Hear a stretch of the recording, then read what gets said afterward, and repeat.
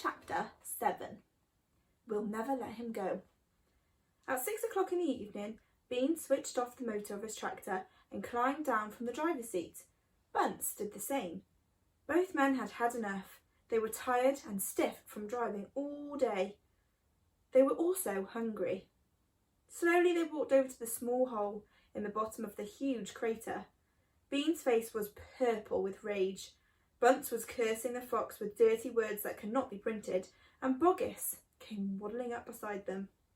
"Dang and blast that filthy stinking fox!" he said. "What the heck do we do now?"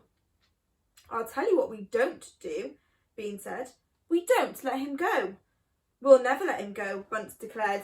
"Never, never, never," cried Boggis. "Did you hear that, Mr. Fox?" yelled Bean, bending down low, shouting down the hole.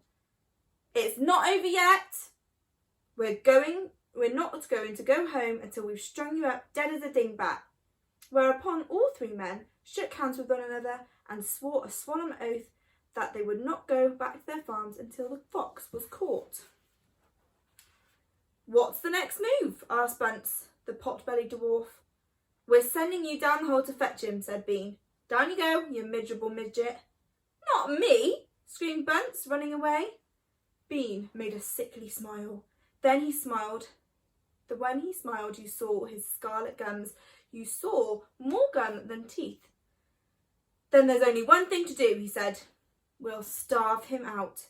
We'll camp here day and night watching the hole. He'll come out in the end. He'll have to."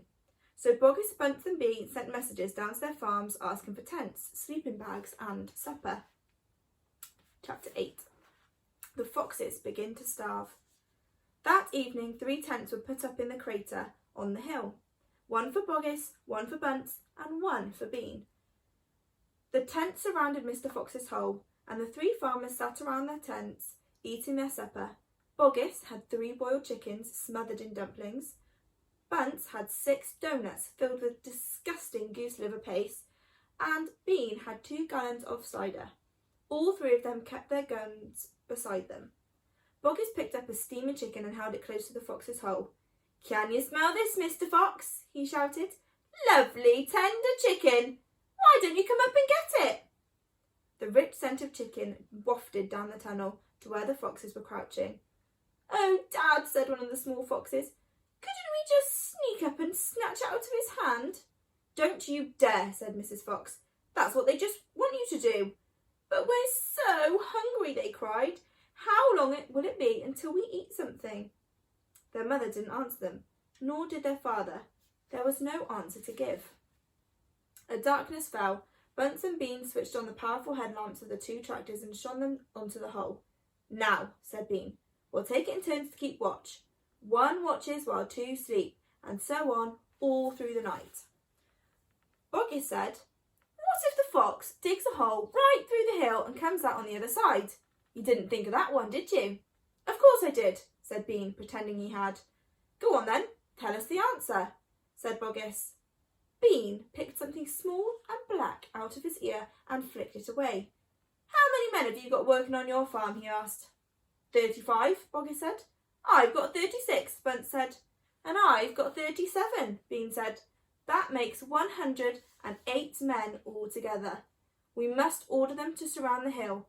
Each man will have a gun and a flashlight. There will be no escape from Mr. Fox then." So the order went down to the farms, and that night 108 men formed a tight ring around the bottom of the hill. They were all armed with sticks, guns, hatchets and pistols and all sorts of horrible weapons. This made it quite impossible for a fox or indeed any other animal to escape from the hill. The next day the watching and waiting went on. Boggis, Bunce and Bean sat upon small stools staring at the fox's hole. They didn't talk much, they just sat there with their guns on their laps. Every so often Mr. Fox would creep a little towards the mouth of the tunnel and take a sniff. Then he would creep back again and say, "They're still there." "Are you quite sure?" Mrs. Fox would ask. "Positive," said Mr. Fox. "I can smell that man Bean a mile away. He stinks." Chapter 9. Mr. Fox has a plan. For 3 days and 3 nights this waiting game went on. "How long can a fox go without food or water?" Boggis asked on the 3rd day. Not much longer now, Bean told him. He'll have to make a run for it soon. Bean was right. Down in the tunnel the foxes were slowly but surely starving to death. If only we could have a tiny sip of water, said one of the small foxes. Oh, Dad, can't you do something? Couldn't we make a dash for it, Dad? We'll have a little bit of a chance, wouldn't we? Not at all, snapped Mrs. Fox. I refuse to let you go up there and face those guns. I'd sooner you stay down here and die in peace. Mr. Fox had not spoken for a long time. He had been quite still, his eyes closed, not even hearing what the others were saying. Mrs. Fox knew that he was trying desperately to think of a way out, and now she looked at him, she saw him stir and get slowly to his feet. He looked back at his wife. There was a little spark of excitement dancing in his eyes. What is it, darling? Said Mrs. Fox. I've just had a bit of an idea, Mr. Fox said carefully. What? They cried.